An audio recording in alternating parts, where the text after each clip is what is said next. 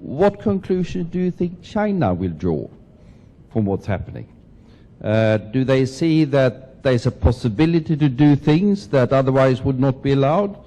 Look, if you want to know the justification of Russia, that's for Sergei Lavrov to do. I'm prepared to justify what India's views are on Ukraine or any other matter.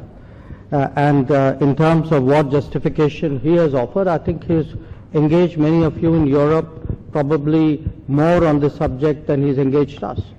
So I don't think I have anything particularly new to contribute to that. But again, you know, look, I do want, I recognize today that the conflict in Ukraine is the dominant issue, if not among the dominant issues of the day. The truth is, there is really nobody who wants to see this conflict. I mean, there will be no winners out of this conflict.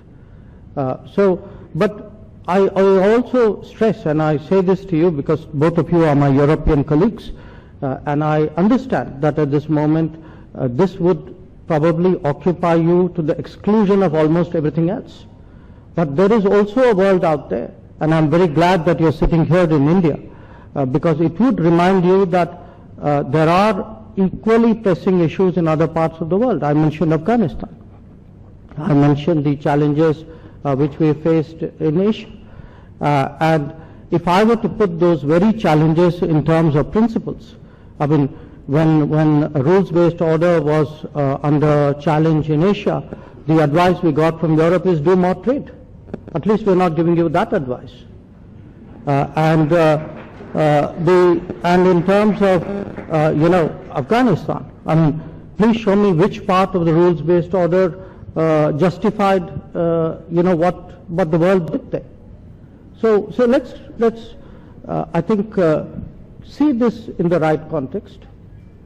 You know, our position is that we all have to find some way of returning to diplomacy and dialogue. Again, quite candidly, we've been hearing for the last 2 months a lot of arguments from Europe, saying, you know, there are things happening in Europe and Asia should worry about it because these could happen in Asia. Guess what? Things have been happening in Asia for the last 10 years. Now, Europe may not have looked at it. So you know, this could be a wake-up call for Europe, not just in Europe. It could be a wake-up call for Europe to also look at Asia. So there have been, I mean, this has not been an easy part of the world for the last decade. I mean, this is a part of the world where, you know, boundaries have not been settled, where terrorism is still practiced, often sponsored by states. This is a part of the world where, you know, the rule-based order has been under continuous stress for more than a decade. I think it's important for the rest of the world outside Asia to recognize that today. It's not the problems are going to happen.